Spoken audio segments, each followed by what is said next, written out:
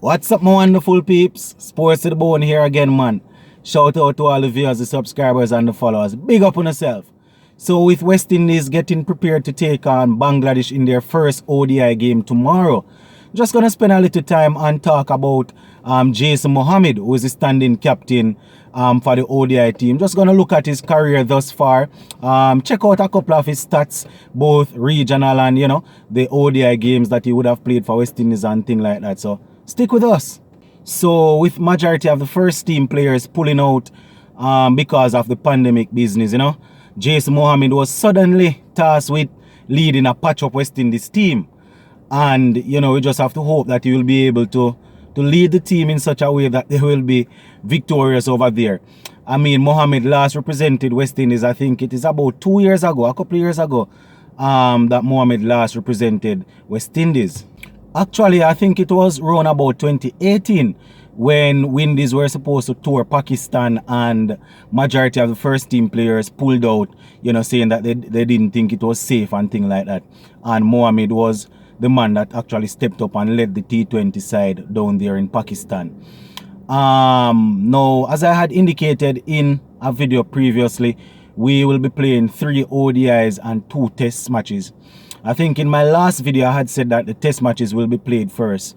As a subscriber pointed out, the ODI matches will be played first actually. So we're going to be having the 3 ODI matches and then the 2 test matches. As my listeners would be aware, Craig Brathwaite will be leading the test team, so Jason Mohammed will only be in charge of the ODI team. Now, we are going to take a look at his stats, but before we do that, just to look at a quote that Mohammed said in an interview. He actually said that, boy, right now, it is important for him to take his opportunity to perform so that when the team is back at full strength, he still can retain or regain his position in the first team. So, he's trying to use this opportunity to try and cement himself back in West Indies cricket. He's always in and out. As I said earlier, Mohammed is a man that, he has always been there and there about where cricket is concerned. So I am assuming that with this opportunity coming up now, he's looking to grab it with both hands. Coach Phil Simmons actually, sounds as if he has faith in the 34-year-old Jason.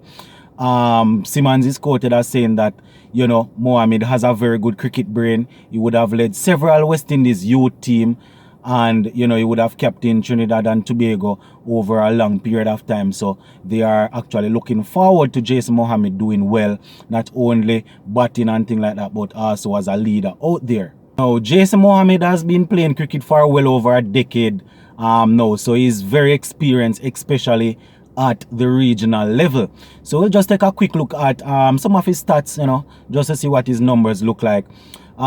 So he has so far played 28 ODI matches for West Indies, scoring 551 runs at an average of 23.95.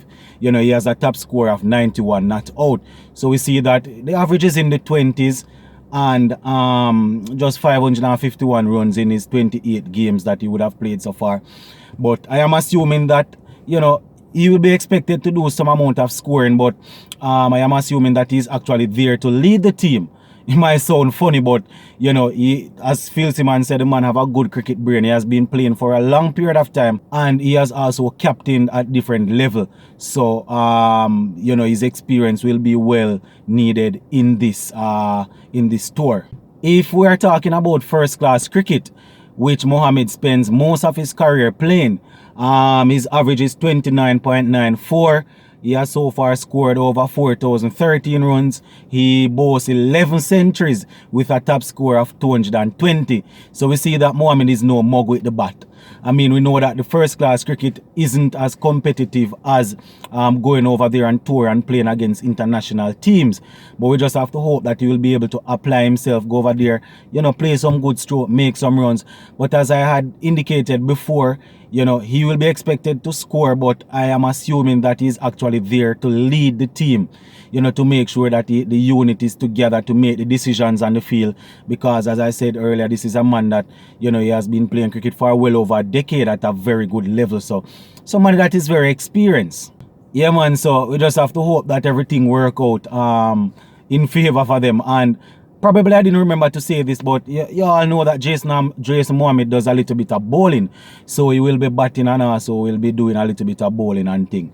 Now, this is what the squad looks like. I think I would have gone over the squad in another video, but you know the game will be tomorrow, so I'm just going to go through it quick.